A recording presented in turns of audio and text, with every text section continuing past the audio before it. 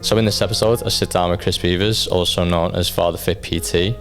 Chris talks about his experience in lockdown with him and his wife having the first child and the difficulties of being a new dad. Chris specialises in helping dads get back to who they used to be. So in this episode, I really did pick his brain about some of the key things to being an active, fit dad and how that can just generally help your life and help your family. Right, Chris, thanks very much for coming on the podcast. Thank you for having me, Adam. I'm excited. Yeah, I'm really looking forward to this. Obviously, I know you've got into two aspects of my life, which is one, being a dad, and two, ultra running. So they're two things that, for one, I want to pick your brains on myself. And again, a lot of listeners also relate to that. You know, there's definitely been a few ultra runners and runners kind of reach out to me, asking me a few bits and stuff. So, and also, just generally dads, just generally people that I'm surrounded with and stuff. So yeah, be good. Cool. Looking forward to it. I'm going to get straight into it. And the very first thing I want to kind of speak to you about, I will get on to and start talking a little bit about you and the kind of Father Fit program that you've got. Initially, though, kind of going back to the beginning, talking a little bit about you becoming a dad in lockdown and probably the challenges, that came with. Yeah, sure. So back in COVID lockdown, my wife and I, got pregnant. I say my wife and I, Katie got pregnant. We were living in Dubai at the time, so it was a little bit different to kind of having the lockdown here because we were sort of enclosed in our flat. But I guess when Katie fell pregnant, that was the first of the kind of big life-changing decisions we made over the course of the next sort of 18 months. And the first one was we wanted to be closer to family, so we moved back to the UK. So my son Bo, who's now 4, was due in February 2021. We moved back to the UK in November 21, and the UK entered the second lockdown December time-ish. So when Bo was born, we were basically in lockdown, and it was an interesting experience because from what I gather, the first lockdown, it was, quite sunny. Everyone if somebody got furloughed, they had a great time because they were out kind of running, enjoying nature, enjoying the sun. But the second lockdown in winter, as you may know, just whenever it's dark, it's completely different. So having Bo at that time where we were isolated, we were thrown into this newborn chaos where you realize, despite NCT doing their best efforts to educate you on what you need to do, it's a new experience. You don't really know anything. You think, oh, am I going to do anything that's going to harm my baby, or am I doing this right? Am I not doing this right? And so the first part where Bo was born was really, really, really hard, really tough. And I'm guessing you wasn't able to go because, Alicia, my wife, she was pregnant in the first lockdown that you were talking about as well. Yeah. So yeah, she was just kind of like, lying in the garden, just enjoying it. Yeah, basically. But one thing that we found we couldn't do is go to like the classes, you know what I mean? Like we were first time parents at that point as well. We couldn't go to the classes that you would want to go to and everything. So was you in the same boat? There was nothing you could really go to. Yeah, exactly that. We looked at a few classes as well, and they just had these enormous wait lists because everybody was trying to do the same thing. The NCT course we did was all Zoom, so that was all online. So we couldn't meet any new parents there. And then, when we did meet new parents, it was this sort of, oh, how's everyone feeling? Trying not to get too close, but trying not to be too distant. So it was certainly an interesting experience. I will say though, it wasn't all bad because of the lockdown. It did mean we weren't inundated with family and just guests coming over, which the close family members when mum is vulnerable was great, amazing, because they just come and pitch in and help and don't expect anything. But if there's ever too many, I suppose that could be a little bit challenging too. So, the positive is we didn't have that. Yeah. But then the negative, as you say, is it was harder to meet other parents, to connect with them and sort of share that experience, because that camaraderie, as we experienced with Poppy, also with more experience, Poppy, my second child, it's a lot easier to get through that initial kind of newborn Yeah. haze phase At the there. beginning, it's always tough, isn't it, when you don't really know what's going on, and especially when you're so isolated as well. COVID just didn't obviously help that situation, just being isolated as well. That's it. That's it. When it came to another aspect, then obviously of keeping yourself fit during that Yeah. time, I think that's something that obviously everyone struggle with. And I know becoming a dad as well, there's that kind of make or break time of whether people either carry on kind of training and doing things or whether they just go, all right, I'm going to take a step back. And sometimes that step back lasts for years. Do you know what Yeah. I mean? Hence where Yeah. that bod kind of comes from eventually. So, Well, it's just like your world's turned upside down, and it's this complete change in routine. And all of a sudden, if you're taking time after work to go to the gym, it's not just a case of you're going to the gym to train. Your partner's all right; she's sort of doing what she wants to do. It's a especially in the newborn phase, it's hard. You don't want to one not be there to not miss any moments, but two also not be there to support your wife, especially if she's on maternity, because yeah. it's hard. It's really challenging. And one thing I felt as a dad is I just felt a little bit useless because I could be there to support Katie, my wife, but I couldn't do much with both. Katie would breastfeed. I Hmm. would try and comfort him, but he struggled to sort of comfort him. So there's very little I could do. So I always wanted to be there just in case. And then as a result, with COVID and lockdown, all of the gyms were shut too.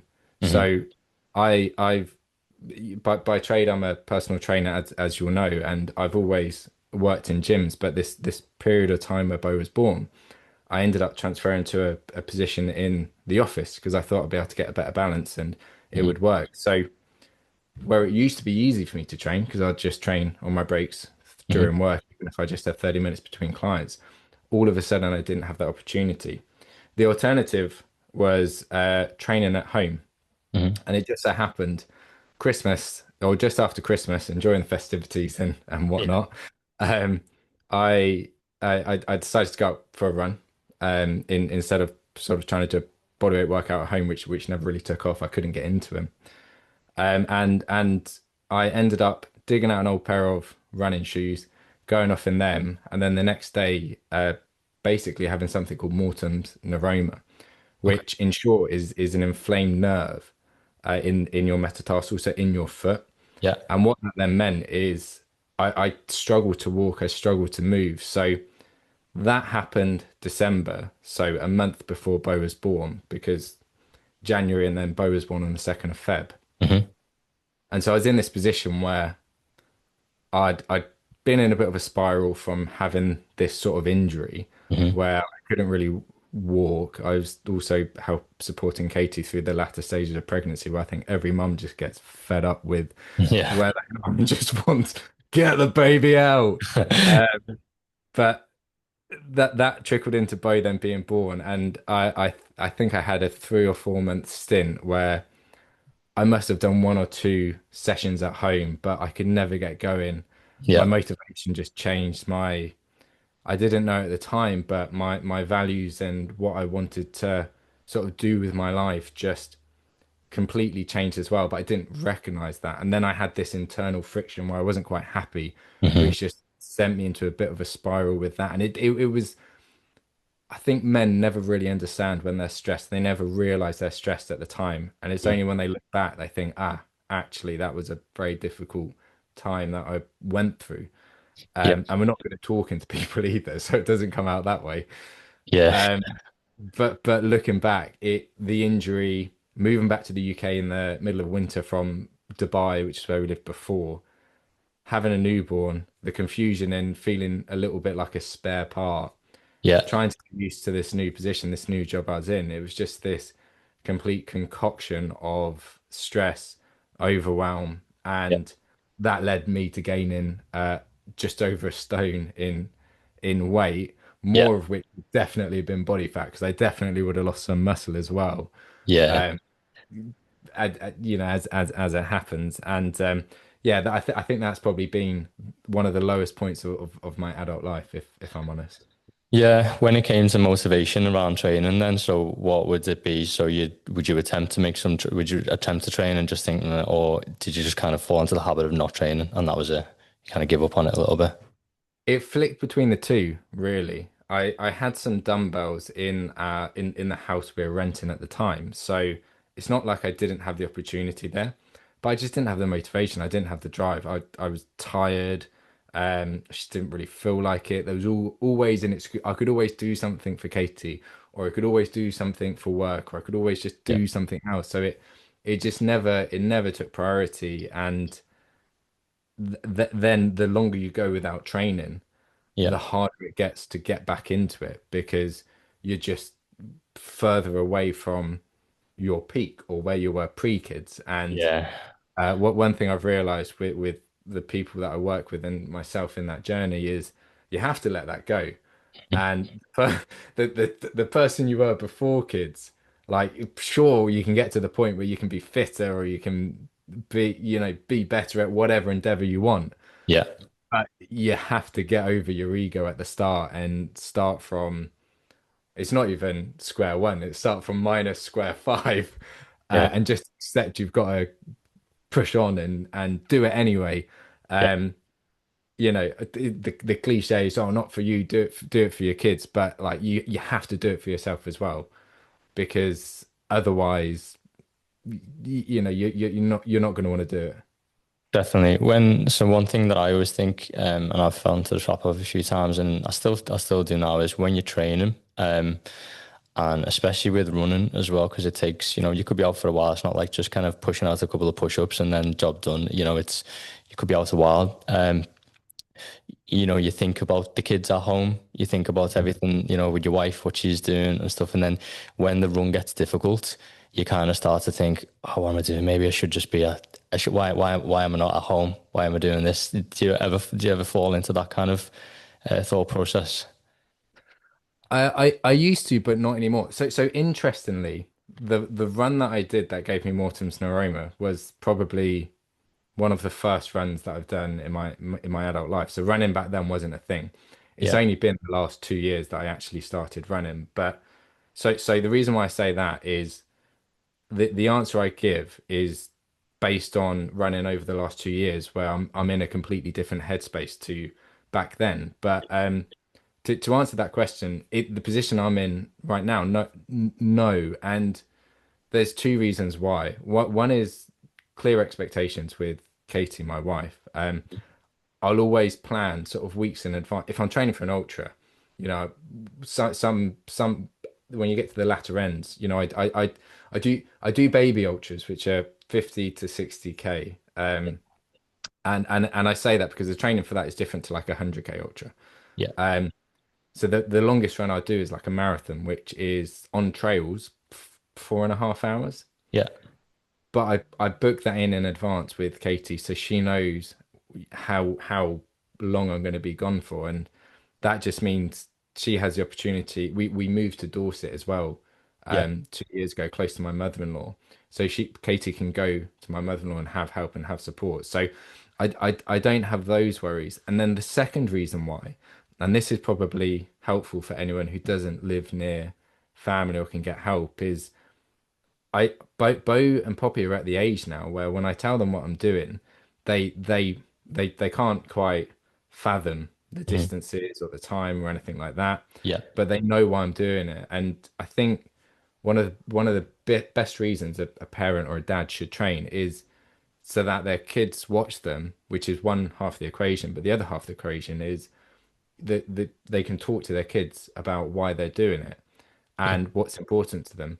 But a big caveat on that is I would never ever ever say to Bo, oh, daddy's doing this to lose fat, daddy's doing this to lose weight. It's always the um for performance to be, quick daddy, so I can be strong, so I can be healthy, so I can, Yeah. keep up with you when you're 18 and you're trying to be faster than me. Yeah. It's Yeah. it's from that angle. It's never um from a almost like a fear or always doing it to try and lose a big part of why I run is to maintain where I am because I'm in a Yeah. great place physically and mentally, um which I feel very lucky for. But even before then it was never it's always a positive spin on it. I get you. Yeah, that makes sense. That makes sense. Because like kids obviously at that age as well. You know what I mean? They take a lot in. Everything. Yeah, Yeah. take in. When Interestingly with that, I always have to factor in the run after the run because whenever I get back from a run, Bo yeah, and Poppy will both ask for a run. Luckily, you know, if it's just Bo, we'll go 700, 800 meters. yeah, But yeah, that's all if it's right. Poppy, we'll go like 300, 400 meters. Yeah, And you know, they well actually Bo does a 7 minute kilometer pace because tracked on Strava because I was quite interested. Um, but well, yeah, I always have to factor that in, which is a good yeah, reminder. always afterwards. Yeah, that's good actually. My kids are starting to get into it a little bit, to be fair. So I take them running a little bit myself. When it came to now kind of switching your mindset a little bit and getting yourself, you Yeah. kind of overcome that a little bit, and it's time to get yourself back to where you want to be. How did that happen? So part of it was just hitting rock bottom and looking at myself, not not being able to concentrate or focus for as long as I wanted, and Hmm. thinking something has to change. And that's when I've basically trained it 2 times when I was working for somebody else. One was at lunchtime for 30 minutes, and I would literally run to the gym, well, walk to the gym as Yeah, quickly as I could, change, get in the gym, just do superset after superset, get changed, walk back, have lunch on my desk, and then crack on with the day. And I would do that for 4 days a week out of 5. Um, and then at the latter stages of working for somebody else, I ended up waking up quite early because of stress. So I'd wake up at 4 a.m. And at first I'd just try and go back to sleep. But if you've ever woken up from stress and you're wired, that mhm, doesn't work. I was like, what? A pure gym opened up down the road from where I lived at the time, 4 minutes drive, which was perfect. So I ended up getting longer sessions in, but training from 4:15 to 5:15. yeah, I could then get home, have my breakfast, and then get ready to go to work. And I'd see Bo for about 5 minutes if I was lucky, if he woke up before I then sort of went to work. But then as I kind of started doing that, and it's one of the upward cycles. You start either eating well or you start training, and then whichever one you're not doing, you want to start doing the other one again, yeah, yeah, and to eat well and start to feel better in myself. And then on the commutes to work, I end up listening to a classical station, and I yeah, like that because it just lets my mind wander. I wasn't running at this point, but that's yeah, what I use running for now. Now that I don't commute, yeah, yeah, I'd let my mind wander. I'd listen to podcasts for like 20 minutes, and then I'd let my mind wander because I could yeah, think about what I was listening to. And um, I came across a podcast talking about purpose and personal values, and how if they're not aligned with what you're doing in your life, then there's just going to be this itch that you can't scratch. And it got me thinking about that and kind of what I then wanted to do. And that was sort of the next piece of the puzzle, yeah, in terms of me going from having a newborn completely hitting rock bottom mhm, to getting back to now where I feel like I'm the same as I was. I've regained that sense of self, which I think a lot of people lose when they become a dad. They go through that, yeah, that fog, and they don't recognize who they are mentally, physically, yeah. and got me back to where I am now, which I'm Back to quite grateful. feeling that feeling again. And I suppose that kind of goes naturally into the next step, which was father fit. And Mm. you then at that point, I assume, um, seeing similarities in other people and what you could do to help them. So what was that journey like and how did that feel, being able to be in a position to help other people, in your shoes? Amazing, honestly, absolutely amazing. Because I think I searched online personal trainers for dads on Instagram, Hmm. um, before I jumped, and I basically found two types. One is the sort of hard army style, shouting at someone like, Yeah. 75 hard style. Yeah. And I was like, oh man, that we're being shouted at by our kids. Yeah. We don't need a grown man who we're paying our money to help us get better, to shout at us again. Yeah. And then the other kind I saw was just like they didn't look like they were there to sort of really how get into the nitty gritty. It was just like macros and a meal plan, and Yeah. just do this 5 times a week. And I thought there's a bit of a gap there to focus on the training, the nutrition, in a way that makes it work. So instead of trying to get somebody to fit a plan, Yeah. it was then, trying to get looking at where someone is and saying, okay, well, this is where you are. And then thinking in my head, this is, well, we want to get you to. You'll feel amazing. You'll look amazing. You'll feel confident in yourself, and you'll be able to do things that you want your kids to see you do. Hmm. But then it's on that journey and thinking, okay, how can we do that? That's personalized, where it honestly, it might just be the first thing is going to bed earlier, or Yeah. thinking snacks, just swap your chocolate for an apple. Um, Yeah. but with the ultimate goal being show that person that the life that they can have, and take them on that journey where what one thing I say is, like, you're not done when you're a dad. I think too many dads give up, and most people have this event in their head, this half marathon or marathon, or gravel bike race or Tough Mudder or something that they want to do. And when they're out in public talking to their mates, they're like, yeah, yeah, I'll do it, I'll book it this year. Then they don't, and they say, yeah, I'll book it this year though, and then they don't. And I just want dads to be like, no, like, book it, because you can. You don't believe you can do it right now, but you can, and sort of take people there. Is it a case of just prioritizing your time? What's kind of some of the biggest things, that advice that you give people when they are in that position, when they don't think that they can do it, to say you can, like what would be the advice kind of behind that? But the first thing is fix your sleep. Mm. And I say this sort of tongue in cheek, because the first thing I get back is, I can't sleep. My kid wakes up all the time. Yeah.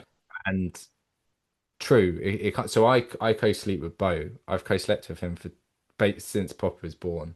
Um, I'm second best to Katie, I Yeah. think, as it normally is as a dad. And as soon as Katie came with another little baby who was screaming throughout the night, Bo was like, "I'll sleep with Daddy." Yeah. But so I've co-slept with Bo for 2 years, and it's he's woken up through it. He's wet the bed through the night, and all Mm. of the sort of typical things kids do. But you can still get good sleep. But it's just a case of prioritizing, controlling what you can control, Mm. and not doom scrolling on your phone before you go to bed, not staying up late watching Netflix, not having dinner after the kids go to bed, and then snacking on biscuits on the sofa until sort of 1 a.m. And it's just prioritizing that, because even if you get broken sleep because your kid's woken up, but you've controlled everything you can control, you'll feel a damn sight better the next day. And then as soon as people go from feeling less like a zombie every single day because they're sleeping well, it's easier to work out, it's easier to eat well, it's easier to not lose your patience with your kids. And the way I like to think of it is, if we get that right, we don't make life any easier. Life is stressful with a young family. Even if your kids are being good, you're worrying about your kids. There's something you're going to be worrying about. But you can just position yourself to find everything easier. You Yeah. you know you, your ability, your capabilities to handle everything, to make the right decisions, just increases. And so the first thing the first thing I focus on before anything, before thinking, oh, let's think about this event or this event. Yeah. First thing is sleep, looking at easy wins with nutrition, Mm. and get them moving. Whether that's in the gym, whether that's a home workout, whether that's just walking, it doesn't matter. But by doing that, I take someone from, the dad will go from, I'm really struggling to do, work, be the dad I want, and find time for myself, to actually, I feel pretty good. I feel $1 million. Yeah. And the reason, like, they don't, but it's relative compared to how Yeah. they Yeah. felt before. They feel great, but they're like 60% of the potential. Yeah. That's why I get so excited, because I'm like, oh, you feel great. You don't feel great, but you don't know you don't feel great. But I Yeah. know what you feel like in like 6 months, and you're gonna feel great then. Yeah, And then, exactly. You can see the path. exactly, and it's getting people through that. And as soon as they get that first moment where they just get a comment from their wife being like, "Blimey heck, you didn't stop running at the park. The kids loved it, or like the kids belly laughing. That's Yeah, when they're yeah. like, actually, it's worth it. And the thing that makes it stick, I've given away my secrets. The thing that makes it stick is then tying those habits. So if I go to bed earlier, if I don't doom scroll, if I have an apple instead of a chocolate, if I have Greek yogurt, berries, and nuts for breakfast, high protein breakfast, I'm going to be able to do this with my kids.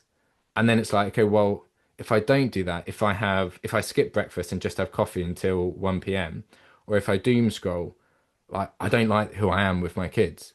Yeah. And then it's not a case of, oh, I've got to try hard to eat healthy. It's a case of, oh, if I do this, like I'm gonna be so happy when I go to bed because I've made my kids' day. Yeah, Uh, that's it. and if I can get that, then they still fall off the wagon. We still have to pull them back on track. They're human, it's natural. But if I can get that, then or if I can get the client to kind of go through that lived experience, Mhm. then all of a sudden eating healthy isn't this chore or how am I going to do this for, forever. All of a sudden it's a, oh, when I do this, like I can just get so much more out of life. Yeah. Um, and that's the trick for any dad to make it stick. But start with sleep, then nutrition and movement, Yeah. and then just experience it. Reflect how is that different to my life before, and then decide whether or not it's worth it. Yeah, You might definitely. be like, it's not worth it. I want to feel like rubbish. Yeah, no, I refuse to, like, I know myself, if you feel good, then obviously you feel, good around your kids, and then all in all, you've got more energy. You can do more Yeah, with them. yeah, When it comes to energy, then obviously some of the things that you do require a lot of energy. So kind of moving on from the piece of that. So looking at things like the ultras, that's something I want to pick your brains on. In terms of the yeah. first one that I wanted to talk about, kind of 100K, 100K, what were some of the things that you learned in that? Sure. So, the first one I did, it wasn't a run, it was a walk. So Yeah. I had one of my clients was like, "Oh, do you want to do a 100K walk with me?" And the problem I have is if a client gives me a physical challenge like that and Mhm. asks me to go along with them, my hands are tied. I can't say no. So I said yes. Um, but because of the Mortems and aroma, the way that I stopped any symptoms coming up is I wore barefoot shoes. Yeah. Now when I run, I use a shoe from a company called Ultra, which have wide toe boxes, and they Mhm. have cushion. I didn't know about them at the time of the Ultras, so I did them with Vivo Barefoots, which were just super thin, Mhm. super like just walking on your feet basically with protection. Yeah. And then to cut a long story short, with that 77K in, I literally couldn't walk anymore, and at no point did I think I was not going to do it until it took me 10 minutes to get over a stile. And then my dad joined the group as well. So I was walking with my dad, which I was quite lucky with. Yeah. And I couldn't, literally could not take a step because my left hip, my left knee, and my right knee were all just in excruciating pain. Yeah. Go on. And it wasn't until he just said, "What do you want to do then?" And I just break down, so I couldn't do it. So the first lesson from that is don't try and walk 100K in barefoot shoes. Yeah. It is not a good idea. Um, the second lesson from that is if you go into something with the right mindset where you're just not going to give up, it doesn't matter how hard it is or how challenging it feels, unless something happens which literally stops you in your track until you can go any further. You can keep going. You're going to be able to do it. And I guess the third lesson, which is the most important, is with every dark cloud, and this is going to sound incredibly cliche, there is a silver lining. Mhm. So the silver lining to that, um, maybe in my sort of jumbled up brain, which was just mashed from walking 77K, Mhm. um, I came to the conclusion that my knees and my hips are relatively weak because I did a lot of air bike, a lot of watt bike, a lot of resistance training. I need to strengthen my joints. Running is good for that. Yeah. And so that I started running. But now, when I first started, the thought of running a park run, I was like, I don't want to do that because I'd never run that far. Yeah. Even the one in December was like 3K, and I ran way too fast, which which wasn't good. So I was really exhausted at the end. Um, but I did the park run and then booked in for a 10K, did the 10K. I was like, I reckon I could do a half marathon. I actually did the Cheshire half marathon. Oh yeah, nice. Yeah. So I ended up very close to where you are in that studio, actually. Yeah, yeah. So I ended up doing that, but going off way too quickly. And literally getting to the end, being like, I don't know how people can do that again and do a marathon. Um, and then the same client who asked me for the 100K walk said, "Shall we do the Brighton Marathon?" And I was like, "Oh, I can't say no." So I ended up Let's doing not that. do it again. Come back in Yeah, the one. I don't. Well, he ended up dropping out of that, so he didn't do it. So I ended up I mean, doing it on my own. um, Yeah, there was just one little piece at the end that I just wanted to cover with you. I just want to cover the effect of um, the effect of being fit now for you on your family as a whole. yeah. You caught me short with that one. It's incredible because no matter what Bo or Poppy, my two kids, want to do, I can do it. I'll be tired at times, but if we go to a place called Corfe Castle, which has these very steep hills, I can do it. I can muster that energy. I'm never just sitting there on the sidelines not watching. And um, that's what I want my kids to remember. I want them to remember me being in the fun with them, not at the trampoline park, sitting on the side with a coffee. I want them to remember, oh, my dad's active because they are that kids. Everyone knows kids. Your kids don't listen to you. My kids don't listen to me at all. It takes them about 5 times and I have to pick them up and get them to where they want to be to do something. But they copy everything I do. If there's one piece of broccoli left and I say, oh, I'm going to have that because I want to be healthy, before I can get to it, their arms are reaching for it. They watch everything, and so that's the effect that I want for my kids. They I don't eat. I eat really, really well. And the reason why I do that is because I don't want Bowl Poppy to see me going for something that, hand on heart, I don't want them to eat, to be Yeah, honest, because yeah, exactly. I want them to have the best life. And they're this blank canvas. And if I can show them that exercise is good, this is how an adult lives, this is what an adult does, um, then they'll just think that's normal. Yeah, yeah. And Everyone then, will start to just, it's the habits that you do that they start to pick yeah, up and go with as well. but Chris, thank you. Thanks for your time. There's so much that you can cover because I know. I know that being a dad, there's so much in there, and I know the information you've give today will resonate with a lot of people, and you've give away a lot of your good information and your good stuff there for a lot of people to listen to and look at. Um, Good. but yeah, for Well, I the, hope it there's helps so, people. yeah, definitely. There's so much to actually go into, and like realistically, I know as a dad myself, you could sit here kind of all day and talk about so many scenarios, and it does make sense when it comes to being a PT like you are, coaching. That's because it's not just a one size fits all. So, no, thank you. Thanks for your time. Again, I appreciate you coming on and going through that. And it's the first time I've had that insight from somebody that really does specialize in that field, and and I can resonate definitely. So, thank you. Thank you so much for having me up. It's been really fun. Oh yeah. Cheers, Chris. Bye. Thank you. Bye. Bye.